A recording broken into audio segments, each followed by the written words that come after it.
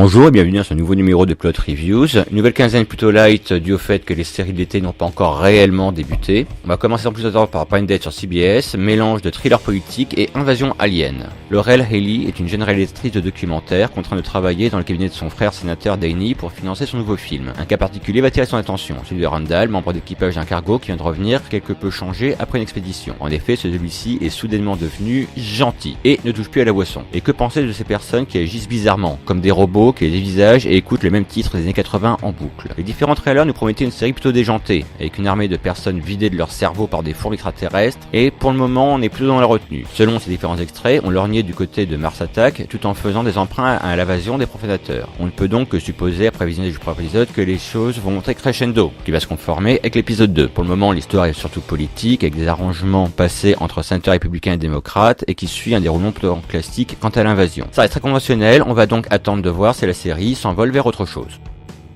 Beuverie, sexe et meurtre, c'est le cocktail estival proposé par Freeform avec Guilt. Après une soirée de débauche qui se terminera pour Grace par du sexe et son petit ami sur le toit de la résidence, la jeune étudiante va découvrir au matin le corps de sa colocataire sauvagement assassinée. Les soupçons de la police se tournent vers la jeune fille qui, sous la pression, va tenter de fuir Londres pour Paris avec son copain, mais sera arrêtée avant le départ de son train. Son avocat ainsi que sa sœur vont tenter de tout mettre en place pour l'innocenter. Est-ce que Guilt sera le thriller de l'été ? Non, c'est mauvais. Inspiré du meurtre de Meredith Crasher en Italie en 2007, notre pilote est barbant au possible. C'est du vu et revu, cliché au possible, avec trop de personnages, ce qui fait qu'on n'arrive pas de créer de liens avec eux et on finit par s'en désintéresser. Et au final, c'est très superficiel. La réalisation reste très classique, ni bonne ni mauvaise, et se termine sur du Eyes Wide Shut.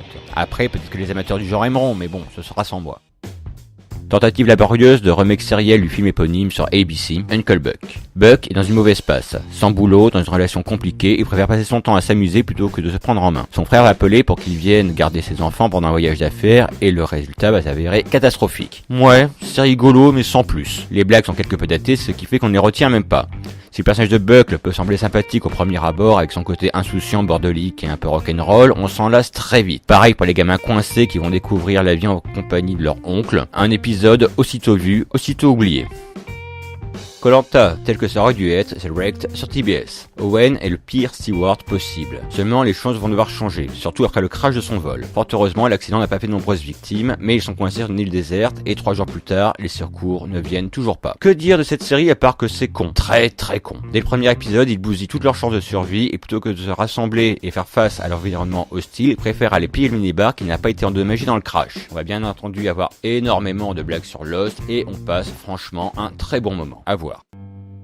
OC Signature continue à miser sur des séries originales. Après la Lazy Company, voici venir Irresponsable. Julien a 31 ans. Il est chômeur et est retourné vivre chez sa mère. Cette dernière va lui arranger un rendez-vous dans un collège pour qu'il devienne pion. Seulement, en attendant son entretien, il va fumer des joints derrière l'établissement et va rencontrer Jacques, un élève à qui il va donner son numéro pour récupérer du shit. Entretien raté, il va tomber sur Julie, son amour de jeunesse devenu prof, qui va lui apprendre qu'elle a eu un enfant de lui il y a 15 ans et que c'est la raison pour laquelle elle avait fui. C'est pas souvent que je vais dire du bien de fiction française, mais celle-là sort un petit peu du lot. C'est un peu comme si Tanguy découvrait qu'il était père. Julien est l'adolescent de toute sa splendeur, branleur, fumeur de joints, qui répond à sa mère, laquelle le traite comme s'il avait encore 15 ans. Il va tenter tant bien que mal de tisser des liens avec Jacques en lui achetant du shit. La série est plutôt bien dosée entre drame et comédie, on rentre très vite dans l'histoire et on s'attache rapidement au personnage. Bref, une très bonne réalisation et écriture avec un regard plutôt juste sur la génération de trentenaires actuelle.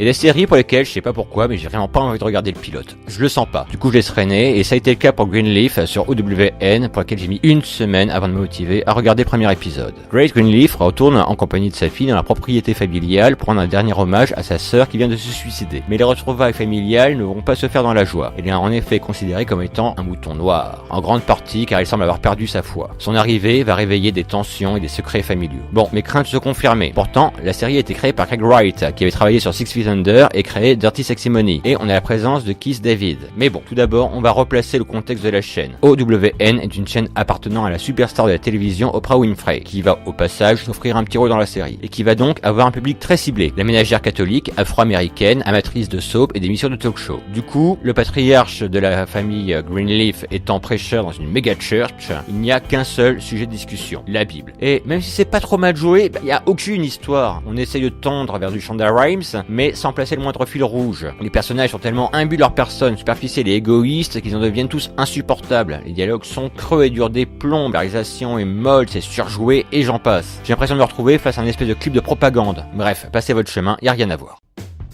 Lorsque les secrets de famille remontent à la surface, c'est American Gothic sur CBS. Entre 1999 et 2002, la ville de Boston a tremblé au rythme des meurtres perpétrés par le tueur à la ceinture d'argent. Un éboulement sous apron va relancer l'affaire avec la découverte de la fameuse ceinture prise dans le béton. Nous allons suivre une famille médiatique plutôt hétéroclite qui va, suite à la découverte de petites cloches en argent similaires à celles déposées par le tueur dans leur garage, soupçonner leur père d'être le tueur en série. L'histoire peut sembler bien sur le papier, mais qu'est-ce que c'est mal joué. Enfin, on a l'impression qu'à citer tout leur texte, aucune intonation, aucun sentiment, on tombe très rapidement dans le soap avec le retour du frère qui a quitté la maison, l'explication, les suspicions et j'en passe. Même Anthony Starr, qu'on ait pu voir dans Banshee, n'est pas convaincant. Ça avait l'air bien sur le papier, mais la réalisation ne suit pas.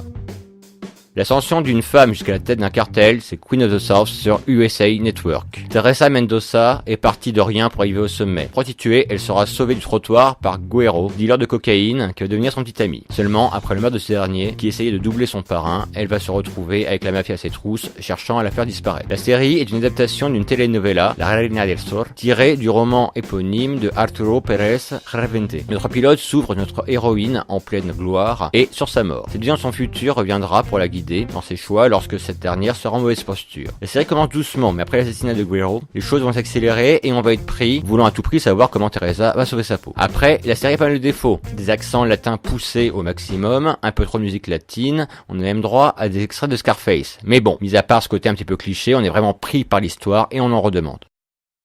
L'été arrive et avec lui la saison des concerts, l'occasion parfaite pour se plonger dans les coulisses. Pas grand chose à résumer sur ce pilote d'1 heure, on est en immersion dans la vie du staff avec tous les problèmes qui peuvent survenir lors de la préparation d'un concert. Les petites superstitions, les problèmes de planification de la tournée, les menaces de démission, la stalkeuse qui arrive à se frayer un chemin jusque vers les loges et j'en passe. On est vraiment immergé dans les coulisses. Énormément de personnages vont bien sûr nous être présentés, mais on arrive au final plutôt bien à faire le tri et à retenir leur rôle. On va en particulier s'intéresser à Kelly Ann, une jeune roadie qui désire quitter la tournée pour aller à New York faire une école de cinéma, ayant quelque peu perdu la foi en ce milieu, mais qui va se révéler face à un directeur financier envoyé par le label pour annoncer des restrictions budgétaires. Même si l'univers traité semble un peu limité scénaristiquement, on a tout de même envie de savoir quelle merde va leur tomber dessus lors des prochains concerts, une immersion plutôt intéressante. Cette émission est maintenant terminée, je vous remercie d'avoir suivi en ma compagnie, je vous donne rendez-vous non pas dans 15 jours mais dans un mois, le mois de juillet est très pauvre en actualité, à part si vous vous intéressez au manga, auquel cas vous allez avoir toutes les nouveautés de l'été. Comme d'habitude, je vous invite à vous faire votre propre avis sur les séries que je viens de vous chroniquer. Bonjour chez vous.